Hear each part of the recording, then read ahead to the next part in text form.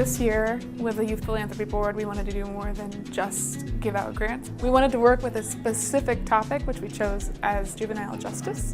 And we talked about the school-to-prison pipeline, how we often feel like juveniles don't actually get the justice that they need. And so we decided to create a dialogue with organizations who are actually working with that, so we would have a better understanding of what's happening in our community, through our community, and how we can make the biggest impact when we do give out grants. They came up with the format and the framework and how it was going to be done. They came up with the questions. They did the research on the topic itself and then did the research on the organizations. And so it really was a collaboration from the whole youth board. I've got 15 to 24-year-olds in this group, high school students, college students, AmeriCorps members, and they really did it all. It's really the youth that have been empowered. We were given agency by the Greater Tacoma Community Foundation to voice our concerns in the community and to act upon it. And so our youth are coming together from different parts of our city. And then we've invited different organizations that still do work with youth that are at risk and trying to figure out how we can support them.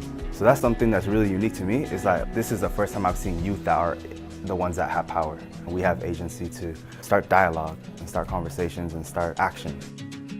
What brought me here is a wonderful invitation to connect with youth in our community. We have a couple of youth programs at Tacoma Urban League, but in general, we like to know what community members are thinking and how we can better serve or partner with community members. So I'm excited for today's dialogue and conversation.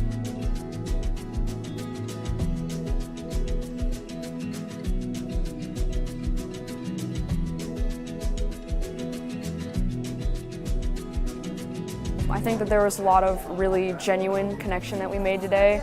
There was a lot of exchanging of ideas and just a lot of mutual ground that was reached. Youth and young adults are the future of Pierce County, and it's important for us to learn to lead from behind as adults in the work that we do, because they are going to be the mayor, the superintendent, the school principal, the council member, the nonprofit startup executive director. That's going to be them in 5, 10, 15 years. And so we have to learn to start listening to them and understanding them and giving them the space to have their voice heard and actions taken from that. I'm here because the organization with whom I work, Right 253, we do programs at Raymond Hall Juvenile Detention Center. We operate the Raymond Hall Book Club, the Raymond Hall Writers, and we also do Raymond Hall Scholars, which is an after-school tutoring program. The gears are turning for me thinking about how to get youth involved in shaping the programming that we're doing with Raymond Hall, so tonight was a good start for that. And I think it's really important that they kind of understand the foundation for how things work and the moves that organizations like ours make, but then help us think beyond what we've been doing. I think I've learned a lot about the inner workings and the cogs in the machine, so to speak, and how things function.